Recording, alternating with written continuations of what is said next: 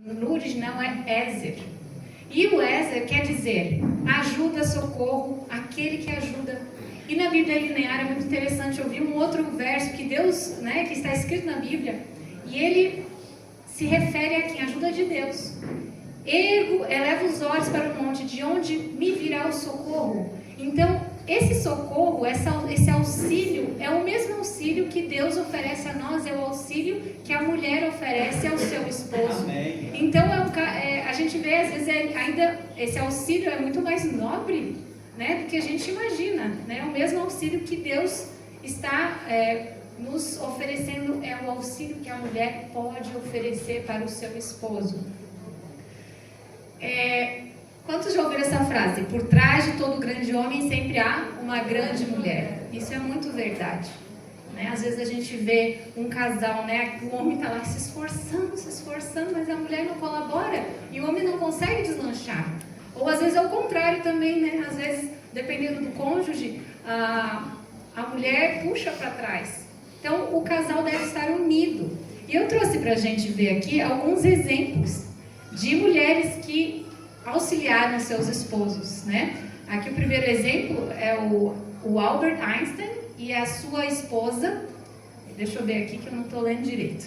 O nome dela é Mileva Maric. Ela também era física, matemática. Essa mulher corrigia os cálculos do Einstein e ela ajudou ele a elaborar a teoria da relatividade. Olha só, o que seria desse homem sem essa esposa, né? Eu tiro meu chapéu para ela. O Dom Pedro I e a princesa Leopoldina, ela foi peça-chave para a proclamação da independência do nosso país. Outro casal também que não seria tão assim conhecido como hoje é, né, o Mahatma Gandhi e a sua esposa Kasturba. Ela era o braço direito dele, ela estava sempre junto, ajudando nas prisões, ou estava junto com ele nos seus jejuns e tudo sempre junto com o seu esposo. Então, olha só como é importante, né? Agora eu faço uma pergunta, principalmente para as esposas. Vocês impulsionam ou puxam para trás o esposo de vocês? Qual é o perfil de vocês? Eu trouxe aqui algumas imagens, né?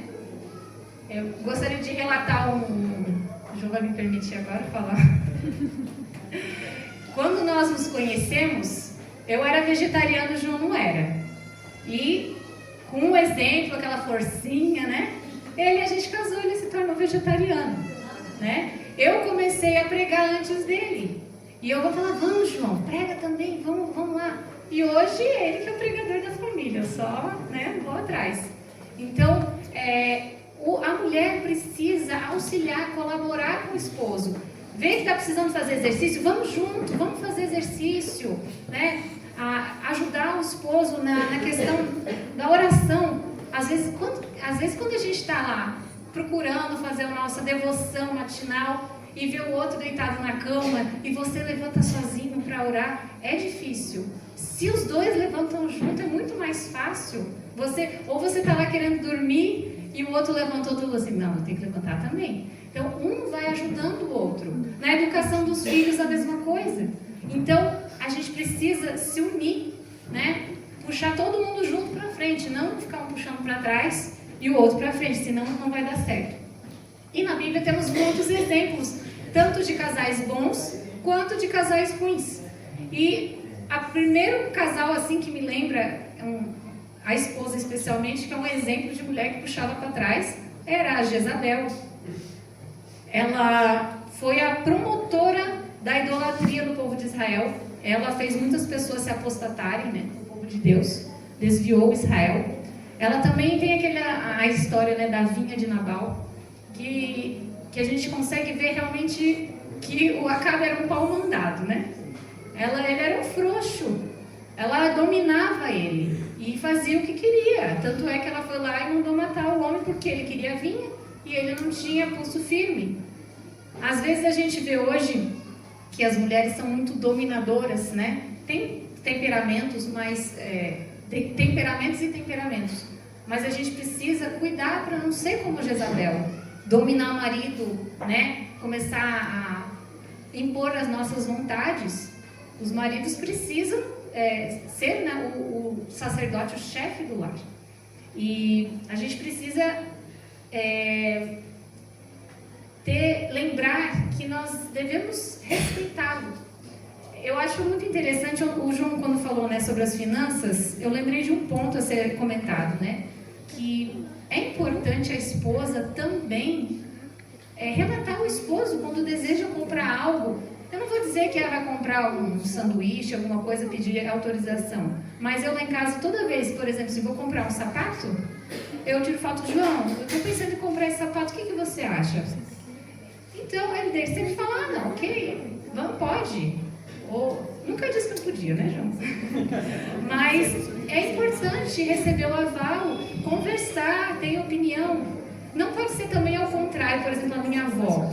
Ela era extremamente submissa ao meu avô. Ela não comprava um clips se o meu avô não permitisse, né? Então a gente tem que ter um pouco de bom senso. Mas é importante a gente deixar o esposo, né, dar essa autonomia e lembrar que ele deve ser respeitado. No fim da vida ela recebeu o juízo dela, né, foi comido pelos cães, e ela representa a corrupção moral. Em contraste, eu escolhi esse casal, existem alguns outros, mas a Priscila e o seu esposo Áquila, ela era um exemplo de mulher de fé. Ela e o seu esposo auxiliaram, né, deram todo o apoio para Paulo. Eles converteram Apolo, né, ensinaram Apolo sobre Cristo. E eles transformaram a casa deles para ser uma igreja, um lar. Agora eu pergunto, se o marido, né, um homem, quer abrir a sua casa para receber uma igreja e a mulher não quer, vai dar certo? Vocês veem como a esposa, ela tem esse papel, ela consegue dar um jeitinho, Deus deu esse talento para a mulher conseguir convencer o marido, né? Então, se a mulher, mesmo que o marido é descrente, mas a mulher quer abrir sua casa para receber um grupo, né? Ela não vai conseguir.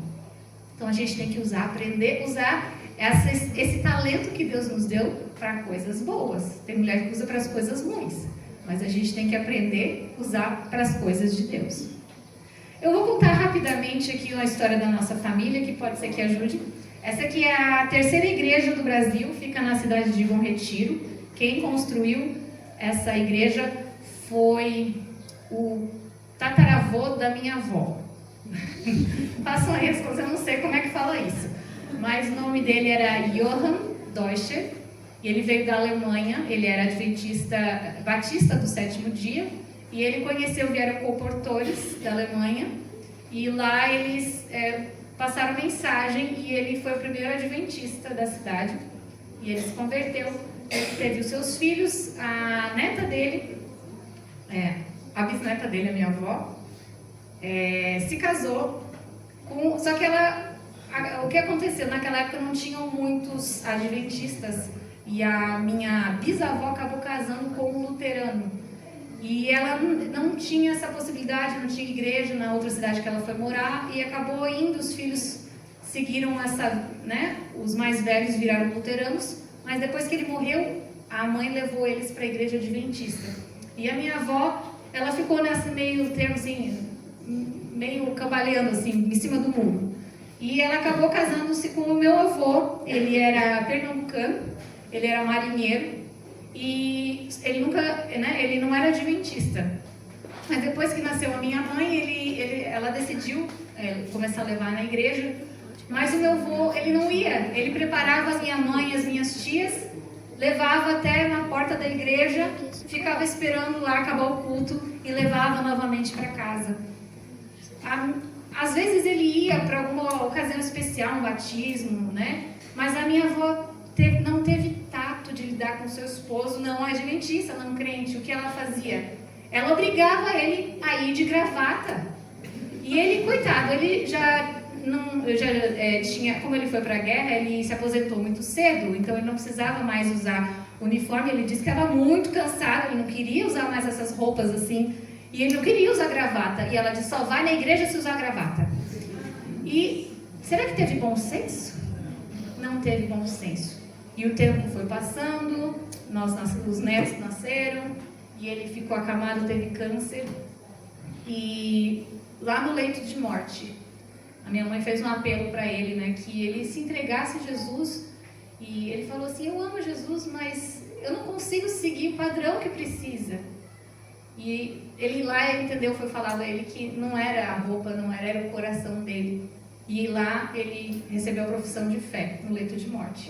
Amém. Mas será que a história poderia ter sido diferente se a minha avó tivesse tido mais flexibilidade, demonstrado um pouco mais de amor e ter tido um pouco mais de tato? Muitas mulheres hoje têm maridos que não compartilham da mesma fé e precisam aprender um pouquinho mais como lidar. Vamos ler esse texto aqui de 1 Coríntios 7. E se uma mulher tem marido descrente e ele se dispõe a viver com ela, não se divorcie dele, pois o marido descrente é santificado por meio da mulher e a mulher descrente é santificada por meio do marido. Se assim não fosse, seus filhos seriam impuros, mas agora são santos. Então, a gente precisa entender que não precisa se divorciar, porque o outro... A gente tem um caso lá na nossa cidade que a esposa pensou em se divorciar e sair com as filhas porque o marido é descrente, mas ela vai santificar o seu esposo. E a gente vai ver mais pra frente alguns textos que mostram como, tá? Algumas mulheres acham que é papel dela o papel do Espírito Santo. Elas acham que tem que convencer, elas têm que mudar a cabeça do marido. Mas será que a mulher tem esse papel? Não é delas. O que elas podem fazer? Elas podem orar por eles. Elas podem demonstrar amor. Elas, com seu próprio comportamento, vão conquistar o seu esposo. Podem, de vez em quando, né, dar uns toquezinhos, assim, um impulsionamento, né? Mas mudar o marido, elas não podem. Isso é papel unicamente do Espírito Santo. Aqui, esse texto que eu gostaria de ler agora, de 1 Pedro 3, 1 a 4, fala assim, né? Semelhantemente vós, esposas, estejam sujeitas aos vossos próprios maridos, para que também, se alguns não obedecem à palavra, possam, sem palavras, ser ganhos pelo comportamento de suas esposas, enquanto consideram o vosso comportamento casto e reverente. O adorno delas não seja o exterior, no entrançamento dos cabelos, no uso de ouro, no uso do vestuário, mas que seja o homem interior no coração, o qual não se corrompe, e ainda o ornamento de um espírito manso e quieto, que aos olhos de Deus tem alto preço. Então elas vão ganhar o seu esposo com o comportamento delas, com as atitudes que elas têm, tendo amor, tendo paciência, dando carinho, afeição. E não é importante, às vezes a gente se preocupa muito, né? Vou estar bonita para o meu marido, vou cuidar do cabelo. Não que isso não seja importante, que é importante também, mulheres, vamos se cuidar. Mas isso não é o mais importante. O mais importante é o que? O homem interior, o nosso coração seja transformado. E a partir do coração transformado, as ações serão transformadas, porque nós vamos apresentar o fruto do Espírito na nossa vida. Isso vai fluir naturalmente. Naquele texto anterior aqui, quando fala, né, das mulheres sejam sujeitas, tem muitas mulheres que não gostam desse texto aqui, né? Que acham que ser sujeitas ao marido é que ele vai mandar nelas. Você não tem mais escolha, direito de voz, vai ser que nem os muçulmanos, né? O marido manda, você só anda atrás, né, aquela filhinha. Vocês sabem, né, que as mulheres dos muçulmanos só vão atrás. O marido senta com as crianças na mesa, ela come na outra mesa. É bem triste essa situação. Mas não é isso que a Bíblia está falando. Aqui vamos ver de novo no original o que quer dizer sujeito. Hipotasso. Essa é a palavra para sujeito, né? Render-se à admoestação, o conselho, obedecer, estar sujeito. Eu gostei dessa definição. Uma atitude voluntária de ceder, cooperar, assumir responsabilidade, levar uma carga.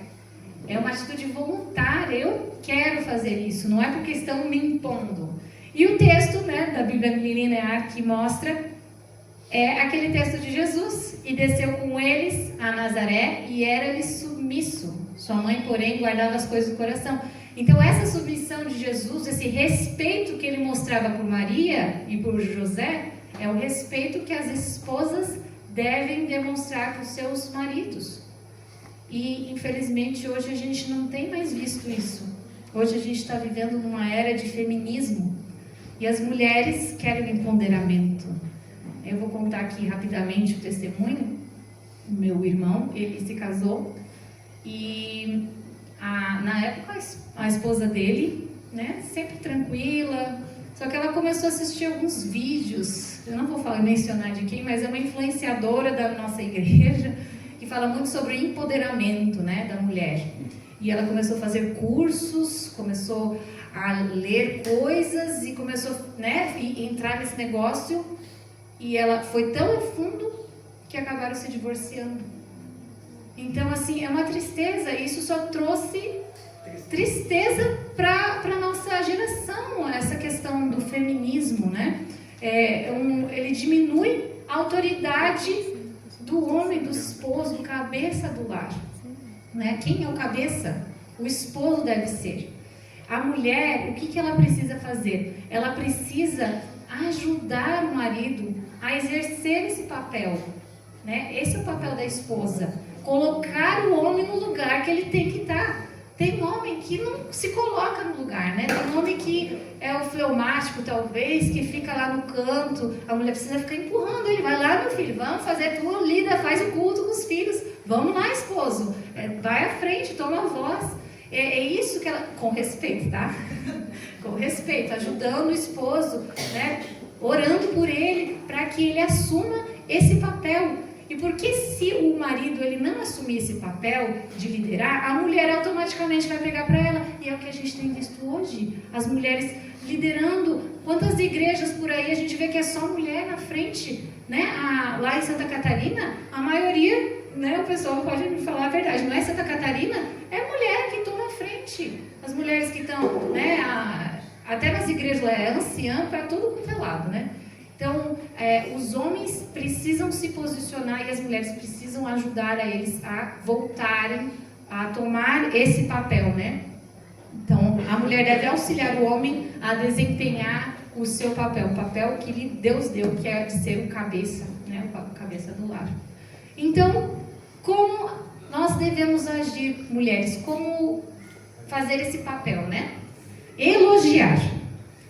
Você tem elogiado seu esposo? Quantas vezes você diz para ele, né? Como você está bonito hoje. Olha, você é inteligente, né? Obrigada, né? Porque você me ajudou em tal coisa. Que seja, você é um bom pai, né? Você é provedor. Eu achei lindo o testemunho hoje da irmã Kátia aqui. Que lindo, né? Que auxiliadora idônea que ela foi. Que nós possamos nos inspirar em exemplos tais como este, né? Incentivar o marido, acreditar nele, né? Vamos lá, marido, vamos fazer tal coisa, vamos fazer um curso, vamos cuidar da nossa alimentação, vamos fazer um exercício, vamos ler algum livro. E aqui eu faço um apelo para nós todos, né? Muitas vezes a gente acaba pecando, né? Perecendo por causa de falta de conhecimento. Quantos livros vocês já leram de relacionamento conjugal, né? Quantos já leram Lar Adventista? Existem outros livros muito bons. Livros de educação de filhos. Se a gente está fazendo, por exemplo, um curso, um vestibular, vai fazer o que seja, a gente não vai se esforçar, estudar e a fundo? Por que não na coisa mais importante que a gente tem, que é a nossa família, né? Os nossos filhos? Então precisamos investir tempo nos educando e pesquisando, estando preparado para lidar com situações, né? A confiança, como o homem ele vai ir para frente se nem a mulher dele confia nele? Ele vai se sentir um fracassado, coitado. Se nem a esposa confia no marido, ele é um já fracassado. Então, mostrar confiança no seu esposo. Mostre que ele é capaz, né? Que você confia que ele vai gerir o lar, né? Que ele é capaz de prover o sustento. E ser grata. Quantas vezes a gente está lá, né? Cansada, limpando, cuidando dos filhos, e só acha ruim, só reclama. Mas a gente tem que inverter os papéis. Quando está passando a camisa, Senhor, obrigada que eu tenho um esposo para poder passar a camisa do esposo. Senhor, está lá limpando, lavando louça. Que bom que eu tenho que comer, que Ele proveu. Está fazendo a comida, que bom que eu tenho comida e que bom que eu tenho família para fazer comida. Então a gente tem que ser grato a Deus, né? Em vez de pensar nas coisas ruins, pensar ao contrário. Isso é um exercício que a gente vai fazendo, e Deus vai nos ajudando. E isso vai transformando aquela pessoa reclamona numa pessoa grata. E é isso que Deus quer, espera de nós, né? Um coração cheio, transbordando de alegria, que mesmo quando aconteça alguma coisa triste, alguma fatalidade, a gente sempre veja o lado positivo, pense que Deus tem um objetivo para isso, e Deus vai transformando o nosso coração. Olha aqui, ó. Eu achei massa nessa imagem aqui. Tem mulher que faz isso, trata o homem como nada. E os maridos, eles percebem, né? E cada vez a mulher vai pisando. Será que ele vai tomar a postura de sacerdote do lar, de cabeça? Não, ele vai se fechando e vai procurar em outro lugar ser mais bem aceito, né? Se a minha mulher em casa não está me tratando bem, vou procurar outra que me trate. E muitas vezes não é justificável, mas a gente consegue até entender muitos homens que vão procurar fora de casa uma outra pessoa para que trate eles bem, que elogiem. E a mesma coisa os maridos, né? Obviamente, as mulheres, se não encontram dentro de casa, se ela não está firme ali orando para Deus, né? Uma pessoa convertida vai procurar fora. Então, apelo para os homens e para as mulheres, elogiem, incentivem, confiem, sejam agradecidos pelas mulheres que vocês têm, pelos maridos que vocês têm. Esse texto aqui diz muito para nós. Eu não vou conseguir ser a esposa que Deus deseja, o marido que Deus deseja, se eu não for transformado, se eu não morrer para mim. Se eu não morrer para o eu, se Cristo não estiver morando no meu coração, eu vou ter confusão com a minha sogra, vou ter confusão com a minha mãe, com os meus filhos, com o meu esposo. Mas a partir do momento que eu me esvazio e deixo que Deus me encha com seu óleo, que eu esteja cheia do Espírito de Deus, que eu morra para o eu, aí sim eu vou ser transformada. E vai vir naturalmente, não vai ser esforço nenhum, vai vir brotar de dentro de nós. Então, já não sou eu quem vive, mas Cristo vive em mim. Esse é o nosso desejo. Eu gostaria de saber aqui quantos hoje querem que Deus viva em vocês. Que não seja vocês que sejam vistos, mas reflitam a face de Deus. Amém. Amém. Que esse seja o nosso desejo a cada dia. Amém. E que os filhos, as pessoas do lado de fora sempre possam ver. E antes de encerrar, sua última experiência sobre uma família bem ordenada. Na segunda-feira passada, na nossa família, foi conhecer o namorado da minha sogra. Desde que eu entrei na família, a minha sogra, na verdade, antes do João nascer, os pais dele já eram separados. Então, desde que eu entrei na família, vão fazer 20 anos juntos, né? Ela sempre esteve sozinha e agora ela achou, né, uma pessoa muito boa. E fomos todos, né, numa pizzaria lá vegana e nos encontrar com esse senhor. E passamos ali momentos legais, pegando uma pizza vegana, porque nessa pizzaria tem outros tipos também, né, de pizzas. E eu percebi que tinha um garçom olhando pra gente. Ele ficava só observando. E depois, numa hora, ele veio aqui e perguntou assim: olha, vocês são tão diferentes, né? O jeito que os pais se tratam. As crianças não estão com o celular na mão. A comida que vocês estão comendo, olha que saudável. E ninguém está tomando bebida na refeição. Qual que é o segredo disso? E ele falou assim, quando a gente saiu, né, depois da gente ter a oportunidade de testemunhar, ele falou assim: vocês plantaram uma sementinha em mim. Amém. Então, o segredo, né, é uma família bem ordenada. É como a gente começou, né, no primeiro texto que o irmão Wagner falou na primeira palestra. O maior testemunho que pode ter é uma família bem ordenada, é um esposo que ama a sua esposa, é ver o tratamento que se dá um ao outro, com amor. Os vizinhos vão ver, o garçom vai ver, né? Onde você andar, vão ver que filhos bem educados, que esposo simpático, que esposa respeitosa. Quantas vezes a gente vê um casal, né? A mulher menosprezando o marido, ou desmentindo na frente dos outros que o marido falou. Se o marido falou alguma coisa, a esposa falou alguma coisa que não está de acordo, depois você resolve. Não resolve na frente das pessoas. Isso é muito feio. A gente precisa ter respeito, né? Não menosprezar a outra pessoa. Então, que Deus possa nos ajudar nesse processo. Não é fácil. Vitor, isso aí que você falou no final, a minha esposa, eu posso estar errado. Ela nunca me corrige na frente de ninguém, nunca, jamais. Às vezes passa um mês, ela chega e fala assim, você lembra daquele dia? Às vezes estou indo para Linhares no carro com ela, você lembra daquele dia e tal? Exato. Sabia que você estava errado?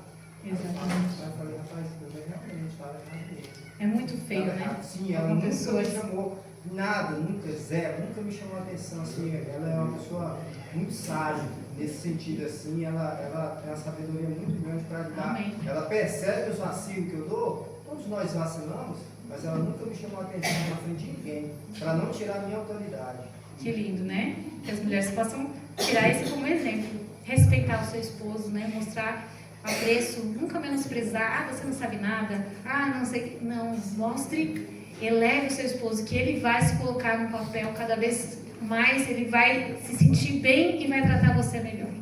Então, esse é o meu apelo para vocês hoje. A irmã quer falar lá? Pode falar?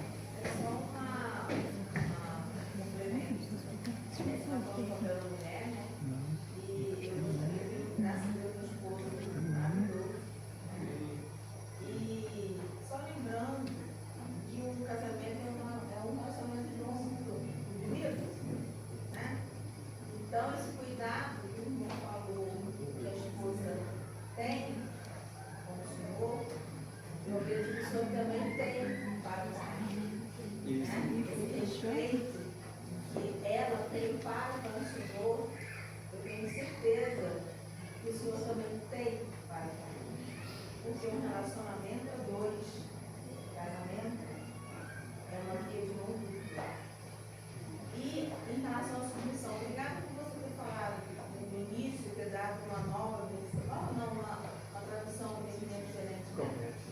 Porque a sujeição é isso que a interpretação que você deu, mostrou, da gente ter esse cuidado, esse zelo. E acima de tudo, como o meu marido fala, eu submissa a meu marido submissa a Deus. Porque é muito estranho a gente ser submisso a alguém que não tem o direcionamento de Deus. Ser submisso a uma pessoa que te humilha, que abusa de você, que é violento com você, eu não sei qual mérito há. Então, relacionamento, hoje você segura o microfone graças a várias mulheres, né? Hoje as mulheres votam. Teve uma época que a mulher não votava. Então, existe sim alguns excessos no feminismo, mas existe mérito e existe também vitória. O fato de eu estar aqui levantando hoje, falando, é graças a um movimento que aconteceu e não foi no feminismo, não. Esther, nossa querida Esther, quando foi levantada para fazer aquele movimento que ela fez com o povo de Israel, ela foi amada, ela foi respeitada. Então, queridos, principalmente maridos, e eu tenho um marido muito sábio, né? E a gente procura andar junto, porque nós entendemos que a nossa submissão maior é a submissão de Deus. nossos maridos procurem ser submissos a Deus, para que o nosso fardo de ser submisso ao marido não seja tão pesado. Se a gente for tratado bem. Muito duro ser submissa a uma pessoa violenta, abusadora, né, que humilha a mulher. E a mulher não está aqui para isso. Desculpe falar, mas eu entendi essas palavras, mas eu não vou ter vontade de me pronunciar em relação a isso. Porque, infelizmente, existem sim entre nós homens que usam desse versículo. Não é a mulher que usa o versículo da sujeição. São homens que usam para subjugar as mulheres.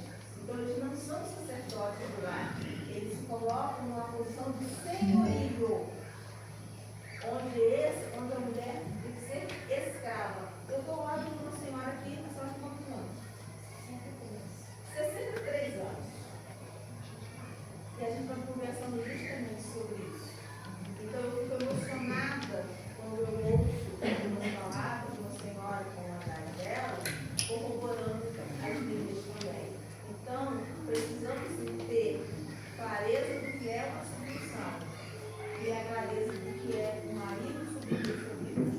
Porque a gente não precisa tolerar violência. Os homens trataram esse assunto também, né, homens? Então eles aprenderam também que eles devem amar a esposa como Cristo amou a igreja, né? E assim a gente vai ter prazer, né, em ser submissa para o nosso marido.